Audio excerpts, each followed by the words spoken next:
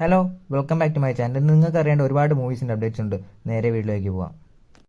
അടുത്ത മൂവി കാർത്തിക് സുബ്രാജിന്റെ ഡയറക്ഷനിൽ സൂര്യ നായകനായി എത്തുന്ന മൂവിയാണ് റെട്രോ സിനിമയുടെ സെക്കൻഡ് സിംഗിൾ നാളെ മാർച്ച് 21 റിലീസ് ചെയ്യുകയാണ്. കാത്തിരിക്കാം സിനിമയുടെ സെക്കൻഡ് സിംഗിളിനായി. അടുത്ത മൂവി പൃഥ്വിരാജ് സംവിധാനത്തിൽ ലാലേട്ടൻ നായകനെത്തിയ മൂവിയായിരുന്നു ലൂസിഫർ സിനിമ ഇപ്പോൾ റിലീസ് ചെയ്തിരിക്കുകയാണ്. ഇന്നു മുതൽ തിയേറ്ററിൽ റിലീസ് ചെയ്തിട്ടുണ്ട്. അടുത്ത മൂവി ധനുഷ് 54. ധനുഷിന്റെ 54ാമത്തെ സിനിമ ഡയറക്റ്റ് ചെയ്യുന്നത് വിഘ്നേഷ് രാജ ആയിരിക്കും. ഈ സിനിമയിലെ നായികയായിട്ട് വരാൻ പോകുന്നത് മലയാളി നടിയായ മമിത ബൈജു ആയിരിക്കും എന്നാണ് ഇപ്പോൾ കിട്ടിയ അപ്ഡേറ്റ്. അടുത്ത മൂവി സിക്കന്ദർ. AR മുരുദാസിന്റെ സംവിധാനത്തിൽ സൽമാൻ ഖാൻ നായകനായി എത്തുന്ന മൂവിയാണ് സിക്കന്ദർ സിനിമയുടെ റിലീസ് ഡേറ്റ് ഇപ്പോൾ ലോക്ക് ചെയ്തിട്ടുണ്ട്. ഈ വരുന്ന മാർച്ച് 30 സിനിമ റിലീസ് ചെയ്യുന്നത്. ഇതൊരു ഞായറാഴ്ചയാണ്. സൽമാൻ ഖാന്റെ രണ്ടാമത്തെ സിനിമയാണ് ഇപ്പോൾ ഞായറാഴ്ച റിലീസ് ചെയ്യുന്നത്. കാത്തിരിക്കാം.